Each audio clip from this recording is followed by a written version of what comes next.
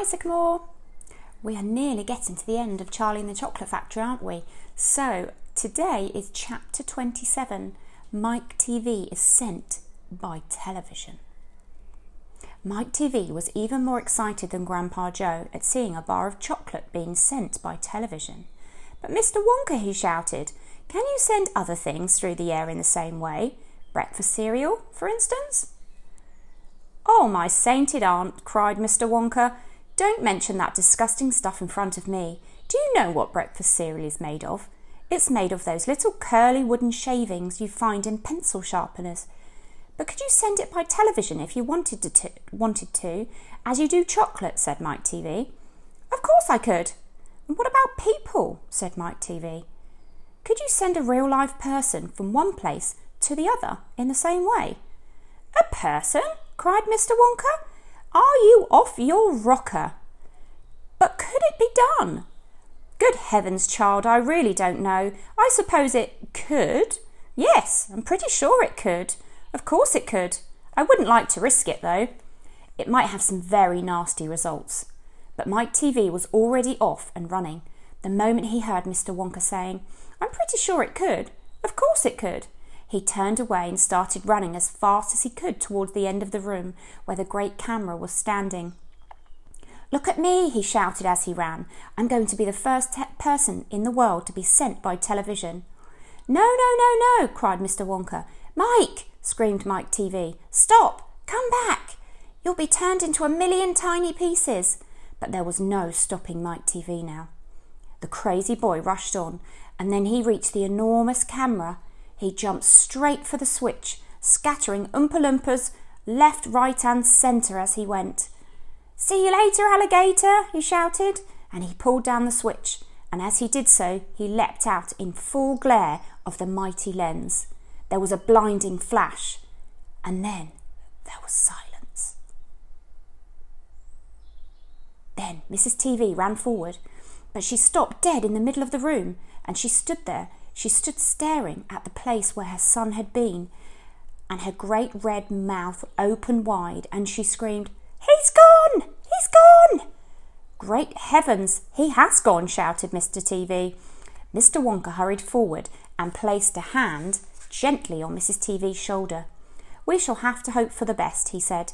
We must pray that the little boy will come out unharmed at the other end. Mike! Screamed Mrs. TV, clasping her head in his hands.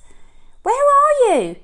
I'll tell you where he is, said Mr. TV. He's whizzing around above our heads in 1,000,000 tiny pieces. Don't talk about it, wailed Mrs. TV. We must watch the television set, said Mr. Wonka. He may come through any moment. Mr. and Mrs. TV and Grandpa Joe and little Charlie and Mr. Wonka all gathered round the television and stared tensely at the screen. The screen was quite blank. He's taking a heck of a long time to come across, said Mr. TV, wiping his brow. Oh dear, said Mr. Wonka. I do hope that no part of him gets left behind. What on earth do you mean? Said Mr. TV sharply. I don't wish to alarm you, said Mr. Wonka, but it does sometimes happen that only half of the little pieces find their way into the television set.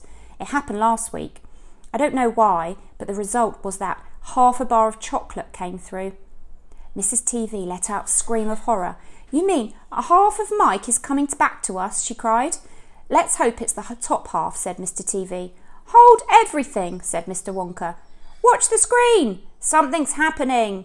The screen had suddenly begun to flicker. Then some wavy lines appeared.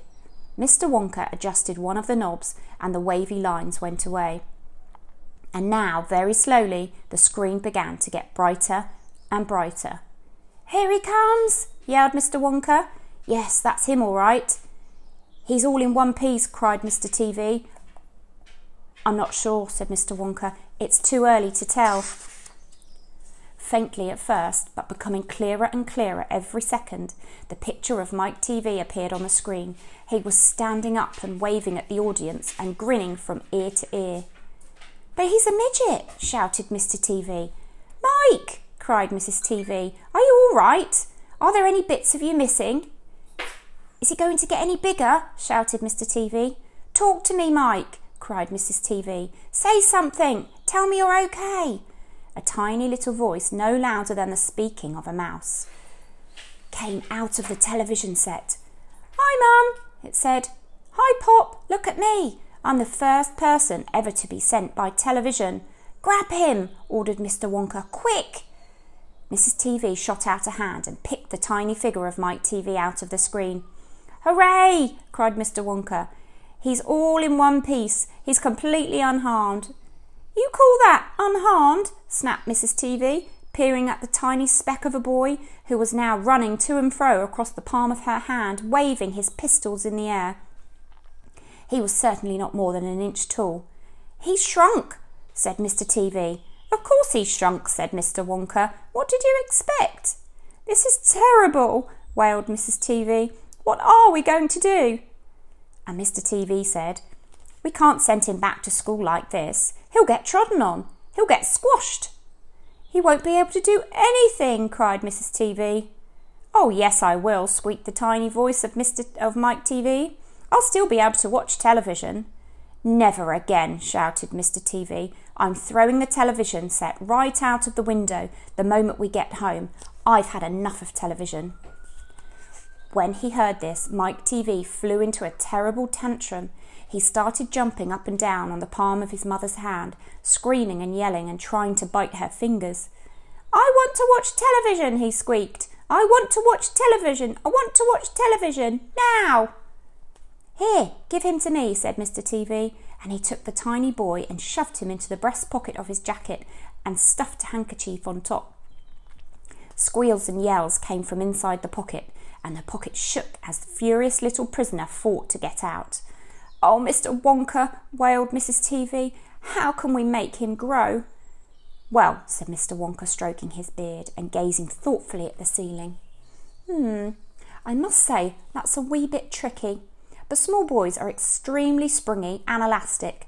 They stretch like mad. So what we'll do, we'll put him in a special machine I have for testing the stretchiness of chewing gum. Maybe that will bring him back to what he was before." "Oh, thank you," said Mrs. TV. "Don't mention it, dear lady." "How far do you think he'd stretch?" said Mr. TV. "Maybe miles," said Mr. Wonka. "Who knows? But he's going to be awfully thin. Everything gets thinner the more you stretch it." "You mean like chewing gum?" said Mr. TV. "Exactly." "How thin will he be?" said Mrs. TV anxiously. "I haven't the foggiest idea," said Mr. Wonka. "And it doesn't really matter anyway, because we'll soon fatten him up again. And what we'll have to do is give him a triple overdose of my wonderful super vitamin chocolate. Super vitamin chocolate contains huge amounts of vitamin A and vitamin B.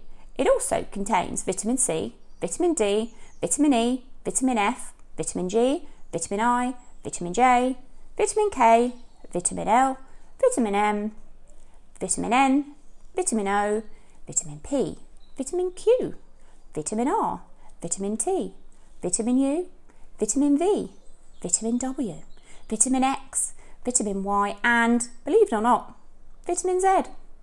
The only two vitamins it doesn't have in it are vitamin S, because it makes you sick, and vitamin H, because it makes you grow horns on the top of your head like a bull. But it does have it in very small amounts of the rarest and most magical vitamin of them all, vitamin Wonka. And what will that do to him?" said Mr. TV anxiously. "It'll make his toes grow out until they're as long as his fingers." "Oh no," cried Mrs. TV. "Don't be silly," said Mr. Wonka. "It's the most useful. He'll be able to play the piano with his feet."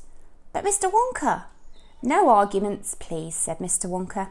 He turned away and clicked his fingers 3 times in the air. An Oompa Loompa appeared immediately and stood beside him. "Follow these orders," said Mr. Wonka, handing the Oompa Loompa a piece of paper on which he wrote all of the instructions. "And you'll find the boy in his father's pocket. Off you go. Goodbye, Mr. TV. Goodbye, Mrs. TV. And please don't look so worried. They'll all come out in the wash, you know, every one of them." At the end of the room, the Oompa Loompas around the giant camera were already beating their tiny drums and beginning to jog up and down to the rhythm. "There they go again," said Mr. Wonka. "I'm afraid you can't stop them singing." Little Charlie caught Grandpa Joe's hand, and the two of them stood beside Mr. Wonka in the middle of the long bright room, listening to the Oompa Loompas, and this is what they sang. The most important thing we've learned, so far as children are concerned, is never, never, never let them near your television set. Or better still, just don't install the idiotic thing at all. In almost every house we've been, we've watched them gaping at the screen. They loll and slop and lounge around and stare until their eyes pop out. Last week in someone's place we saw a dozen eyeballs on the floor. They sit and stare and sit until they're hypnotised by it. Until they're absolutely drunk with all that shocking, ghastly junk. Oh yes, we know it keeps them still.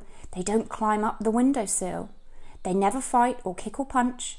They leave you free to cook the lunch and wash the dishes in the sink.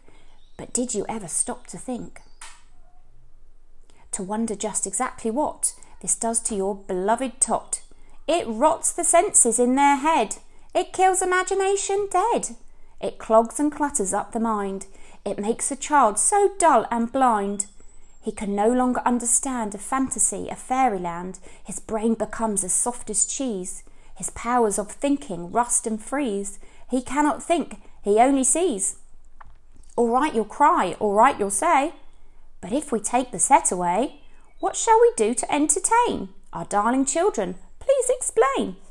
We'll answer this by asking you, what use the darling ones to do? How used to keep themselves contented before this monster was invented? Have you forgotten, don't you know? Or say it very loud and slow. They used to read. They read and read and read, and they processed to read some more. Great Scott, gadzooks! 1/2 their lives was reading books. The nursery shelves held books galore. Books cluttered up the nursery floor, and in the bedroom, by the bed, more books were waiting to be read. Such wondrous fine, fantastic tales of dragons, gypsies, queens and whales, and treasure isles and distant shores, where smugglers rowed with muffled oars, and pirates wearing purple pants, and sailing ships and elephants, and cannibals crouching round the pot, stirring away at something hot. It smells so good, what can it be? Good gracious, it's Penelope! The younger ones had Beatrix Potter, with Mr. Todd, the dirty rotter, and Squirrel Nutkin, Piglin Bland, and Mrs. Tiggywinkle, and just how the camel got his hump, and how the monkey lost his rump, and Mr. Toad, and bless my soul, there's Mr. Rat and Mr. Mole. Oh books, what books they used to know, those children living long ago. So please, oh please, we beg, we pray, go throw your TV set away, and in its place you can install a lovely bookshelf on the wall.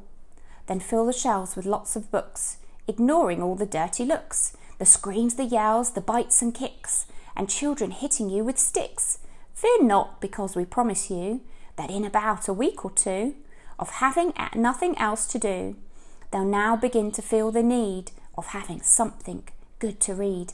And once they start, oh boy, you watch the slowly growing joy that fills their hearts. They'll grow so keen, they'll wonder what they've ever seen in that ridiculous machine, that nauseating, foul, unclean, repulsive television screen. And later, each and every kid will love you more for what you did. P.S. Regarding Mike TV, we very much regret that we shall simply have to wait and see if we can get him back his height, but if we can't, it serves him right. Wow.